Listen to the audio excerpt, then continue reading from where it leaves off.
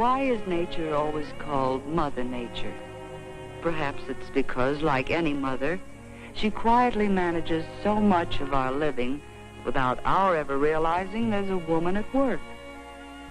Why, right from the beginning, we breathe and sleep and wake up with no more conscious planning than we used in sprouting teeth. Mother Nature controls many of our routine bodily processes through automatic control centers called glands. The story of menstruation really begins with one particular gland. It's located here at the base of the brain, and it's called the pituitary gland. In our childhood years, this pituitary gland concentrates on producing growth hormones, busy little messengers which circulate through the bloodstream. They order the various bones and tissues to get growing. And as a girl grows up from blocks to dolls to books, that means her body is obeying the orders issued by the pituitary gland.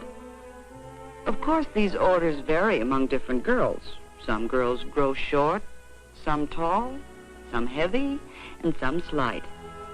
But there comes a time somewhere between the ages of 11 and 17, though about 13 is average, when the pituitary must turn part of its attention to maturing the body which it has grown.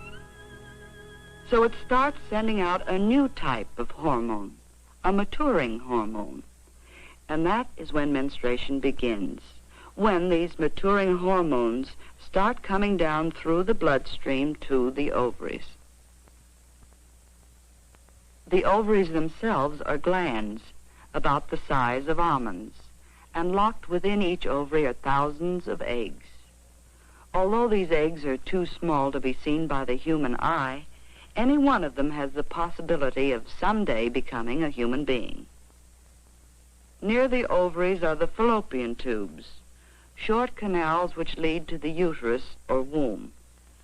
This hollow pear-shaped organ opens into the vagina, which is part of the birth canal and is the external opening for this whole group of organs. So, as you see, there is a continuous passage from each ovary through the fallopian tubes, uterus, and vagina to the outside of the body. These organs function in a continuous cycle. The pituitary gland starts the process when it sends its maturing hormones down through the bloodstream to the ovaries.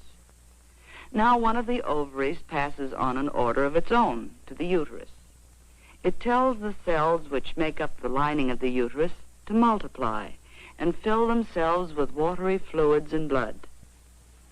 This begins to build up a thickened lining of somewhat velvety material. At the same time, an ovary has been maturing an ovum or egg, which is magnified here so that we can see it.